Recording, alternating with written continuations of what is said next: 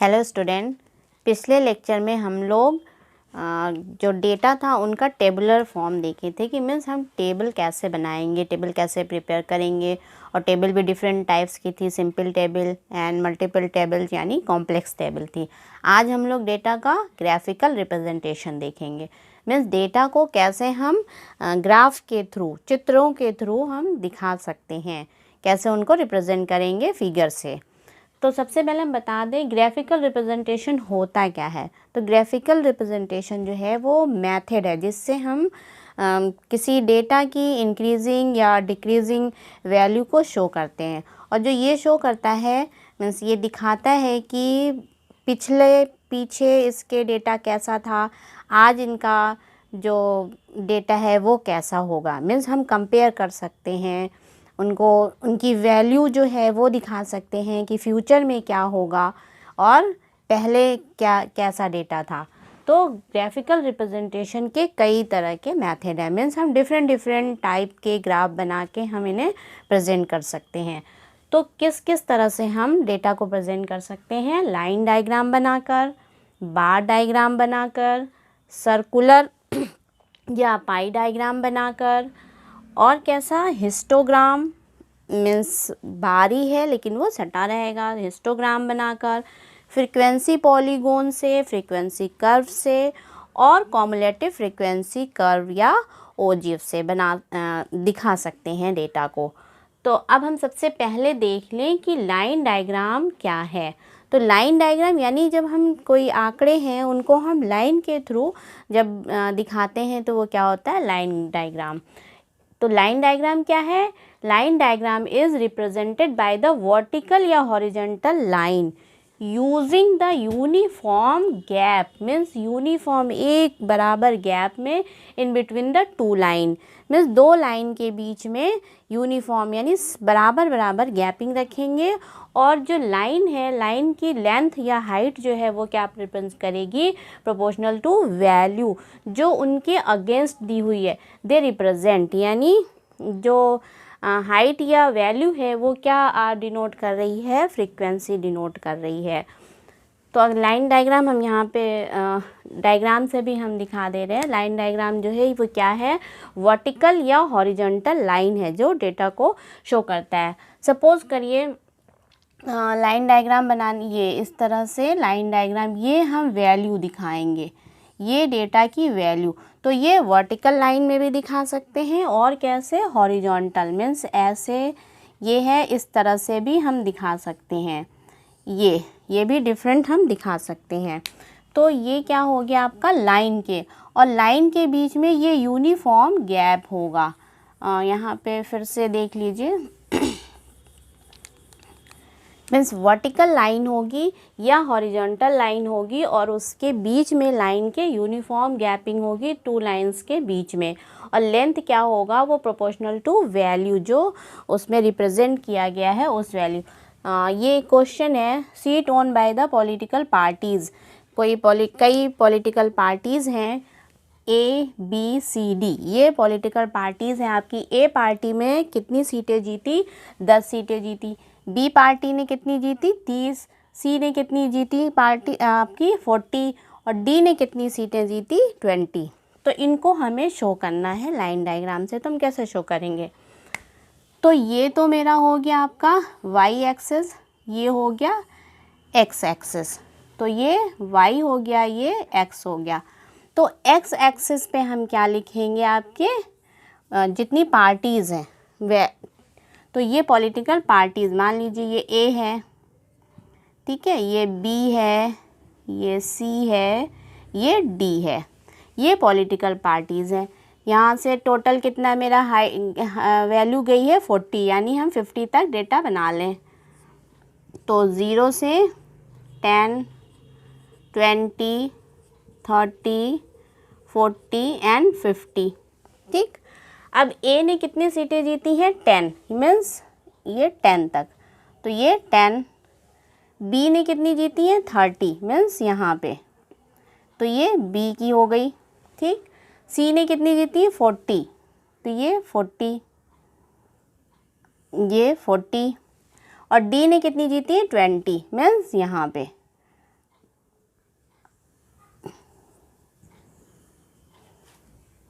ये हो गई डी की। तो ये क्या कर रहे हैं, हम लाइन से डिनोट कर रहे हैं कि कितनी कितनी सीटें इन्होंने जीती। तो ये आंकड़े हमें दिखा रहे हैं कि ए जो पॉलिटिकल पार्टी है, ए पार्टी ने 10 सीटें जीती, बी ने आपकी 30 जीती, सी ने 40 जीती और डी ने 20 जीती, ये 20 सीट जीती। अब यहाँ पे ये जो गैपिंग होगा ये यूनिफॉर्म यानी सेम, दो लाइन के बीच में गैपिंग बराबर रखेंगे आप। और क्या चीज़ है, ये वर्टिकल लाइन से शो कर रहा है, इसी को हम हॉरिजॉन्टल लाइन से भी शो कर सकते हैं। कोई भी डाटा जो है वो हॉरिजॉन्टल लाइन से भी शो कर सकते हैं।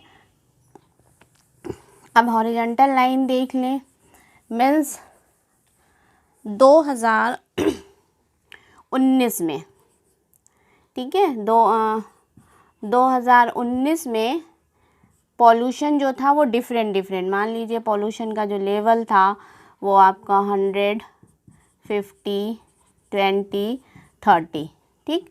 और 2020 में जो पॉल्यूशन का लेवल है 150, 200, 100 एंड 50 ये है। तो इसका भी हम डाटा बना सकते हैं। ये तो आपका पॉल्यूशन दिखा रहे हैं कि डिफरेंट पॉल्यूशन है। तो अब हम क्या कर सकते हैं, इसको कैसे दिखा सकते हैं, मीन्स ये बनाया हमने, ये बनाया, इसके लिए हम हॉरिजॉन्टल दिखा रहे हैं कि यहाँ पे आप 100, 150, 200 इस तरह से दिखा सकते हैं। तो ये ठीक, ये हो गया 2019 का। फिर हम डिफरेंट कलर से इसे दिखा सकते हैं। ये हो गया 2020 का। तो इस तरह से हम हॉरिजॉन्टल भी दिखा सकते हैं कि किस किस सिटी में कितना कितना पॉल्यूशन हो रहा है। ए में कितना हो रहा है, मान लीजिए ए यहाँ पे दिखा रहे हैं, ये रेड वाला ये ओ का हो गया, ये बी का हो गया। मीन्स इस सिटी में इतने इतने पॉल्यूशन 2019 में और 2000 में कितने पॉल्यूशन थे, 2020 में और 2019 में। तो इस तरह से हम लाइन डायग्राम को वर्टिकल या हॉरिजॉन्टल शो करते हैं और बीच में यूनिफॉर्म गैपिंग होती है। तो डेटा को हम कैसे रिप्रेजेंट करेंगे, लाइन के द्वारा। अब बार डायग्राम क्या होता है, ये लाइन डायग्राम के तरह ही होता है, लेकिन जो लाइन होती है वो थोड़ी चौड़ी होगी, मीन्स मोटी मोटी होगी। तो बार मीन्स होता है खंबा, खंबे की तरह होगी।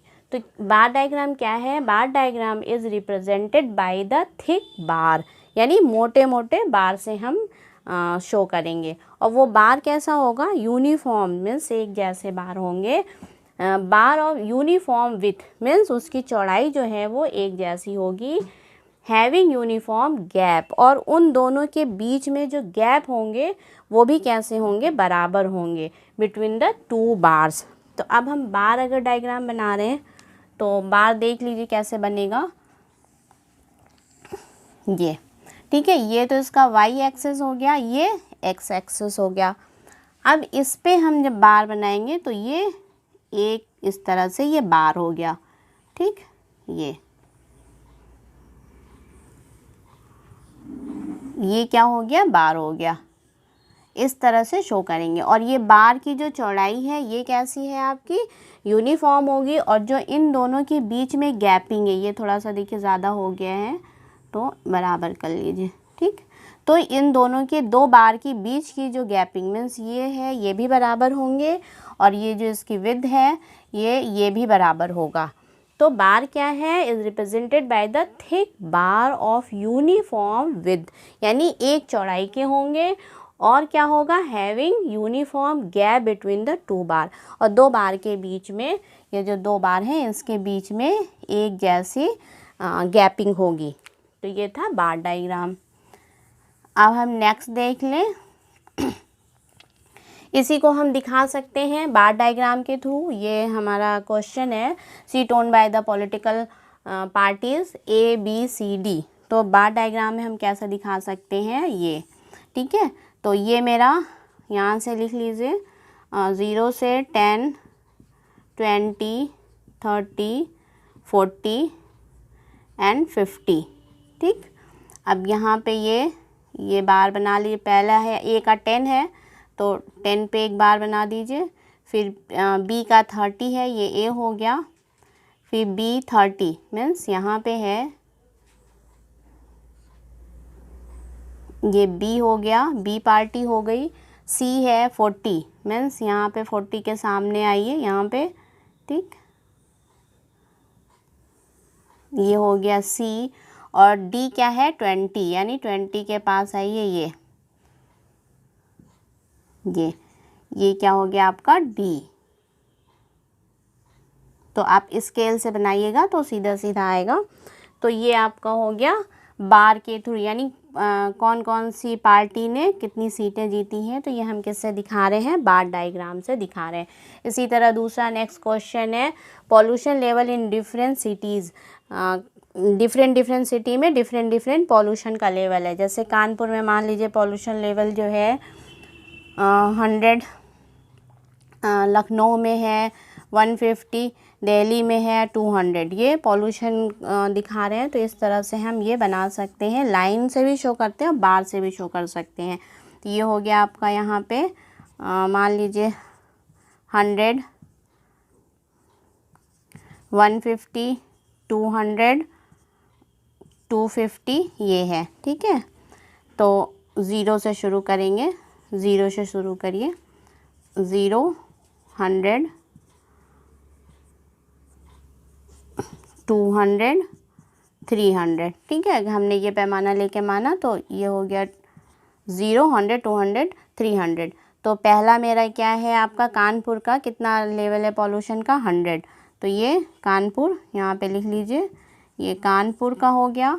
फिर लखनऊ का कितना है आपका 150, तो 150 मीन्स यहाँ पे आएगा, ये लखनऊ का हो गया, ये लखनऊ, ठीक। फिर आपका दिल्ली का कितना है 200, तो ये 200 के सामने यहाँ पे आएगा, ये हो गया आपका दिल्ली,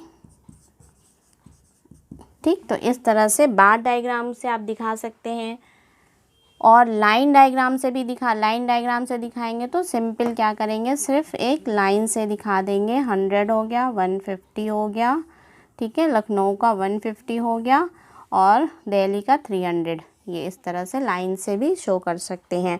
तो ये लाइन डायग्राम हो गया। अब ये बार डायग्राम और जो लाइन डायग्राम बन रहा है वो किस सीरीज़ से बन रहा है, डिस्कैरेट सीरीज़, यानी जब वो कॉन्टीन्यूअस नहीं होगी तब हम लाइन और बार डायग्राम बनाएंगे, यानी डिस्कैरेट सीरीज़ से बनेगा। और इसमें क्या होगा, मीन्स स्पेसिफिक नेम। अब कैसे आप जानेंगे कि हम इसका हिस्टोग्राम बनाएं या बार डायग्राम बनाएं। हिस्टोग्राम और बार जो है वो सेम होते हैं। बार जब बार के बीच में गैपिंग नहीं रहेगी, यानी बार जब सटे रहते हैं तो वो हिस्टोग्राम होता है। तो कैसे आप जानेंगे कि बार डायग्राम बनाने के लिए क्या करना पड़ेगा, मीन्स ये सीरीज़ कैसी होगी, डिस्कैरेट सीरीज़ होगी।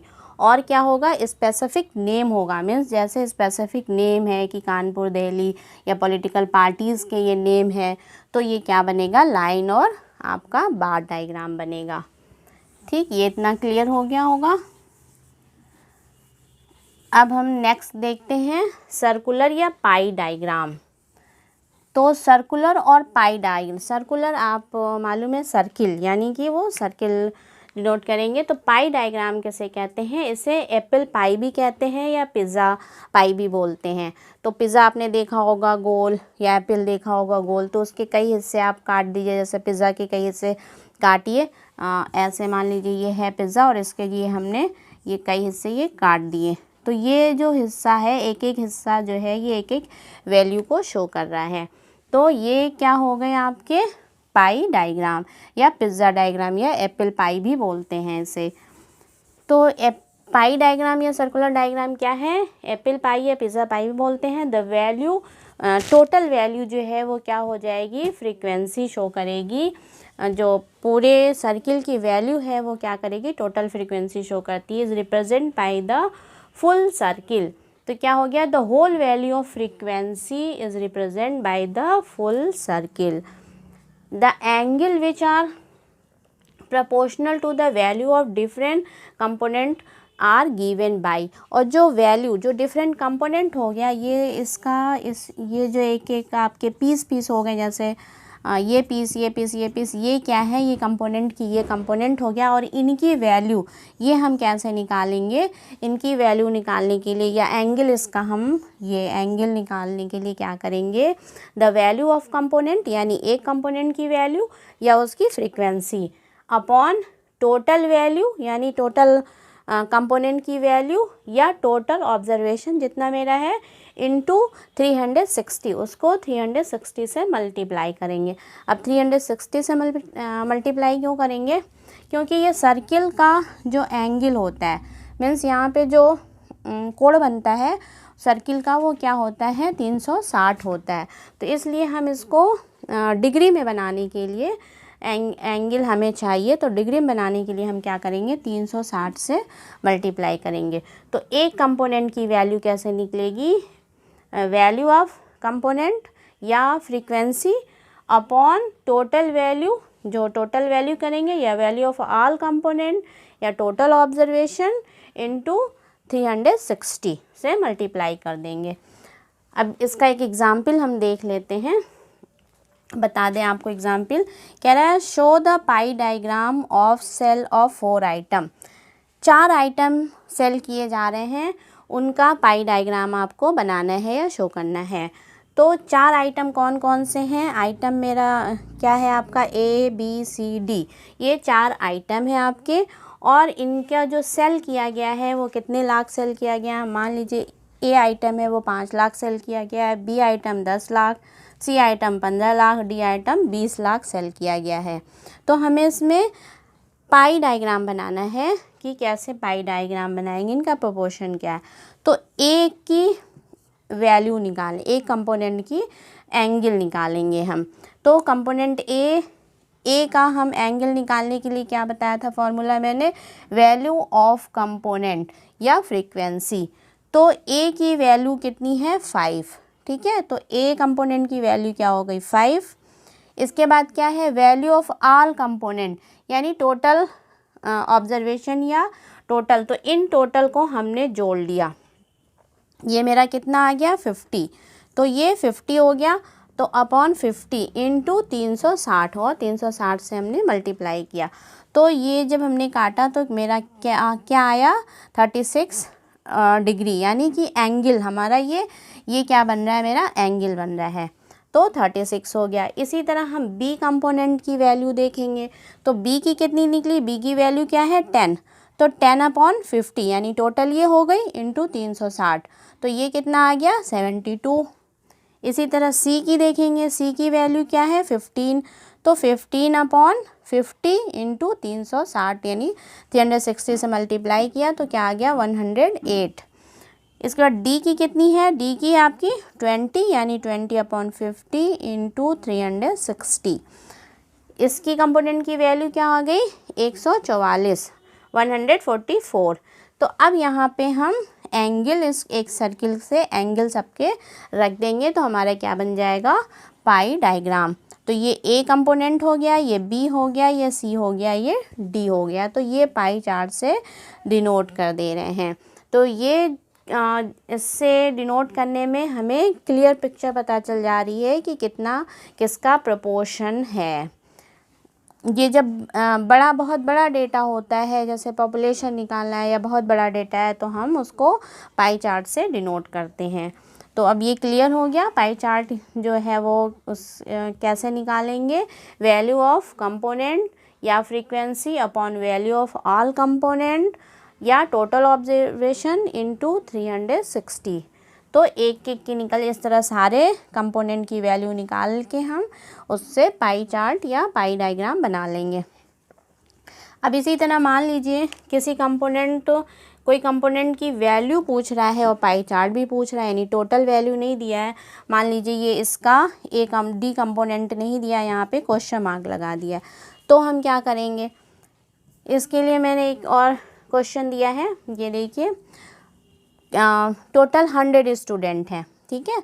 उस 100 स्टूडेंट हैं, 100 में से 30 स्टूडेंट जो हैं वो क्या खेलते हैं, प्ले क्रिकेट, और 25 क्या खेल रहे हैं, हॉकी, प्ले हॉकी, और 10 क्या खेल रहे हैं, फुटबॉल खेल रहे हैं।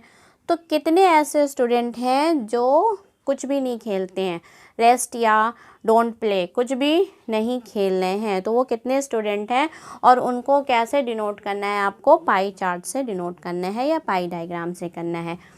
तो आप क्या करेंगे, तो सबसे पहले तो आप कितने स्टूडेंट हैं आपके 100, तो ये निकाल लेंगे कि कितने नहीं खेल रहे हैं, उसके बाद उसका एंगल निकालेंगे और एंगल से हम क्या बना लेंगे, पाई चार्ट बना लेंगे। तो 30 तो मेरे ये टोटल मेरे कितने हैं 100, और 30 खेल रहे हैं क्रिकेट, 25 खेल रहे हैं आपके हॉकी और 10 खेल रहे हैं फुटबॉल, तो कितने नहीं खेल रहे हैं, तो इनको हम जोड़ के और 100 में से घटा लेंगे, जो बचेगा मेरा वो कुछ भी नहीं खेल रहे हैं। तो सबका एंगल अलग अलग निकाल के और उससे हम पाई चार्ट बना लेंगे। तो इस सबका इन तीनों को मैंने जोड़ा, ये यहाँ पे 30 आपके क्रिकेट के हो गए, 25 हॉकी के हो गए, 10 फुटबॉल के हो गए, तो ये जोड़ा तो कितने हो गए 65। तो 65 तो ये खेल रहे हैं। अब 100 में से 65 स्टूडेंट जो हैं वो खेलते हैं कुछ ना कुछ खेल, कितने नहीं खेल रहे हैं, तो 100 में से 65 घटा लीजिए, माइनस कर लीजिए, तो कितने बचे 35। तो 35 जो है ये कुछ भी नहीं खेलते हैं या रेस्ट हैं, तो ये 35 हो गए जो आपके कुछ भी नहीं खेलते। तो जो मेरी वैल्यू आ गई, नेक्स्ट वैल्यू क्या आ गई 35। अब इनका सबकी एक एक वैल्यू निकाल लीजिए एंगल।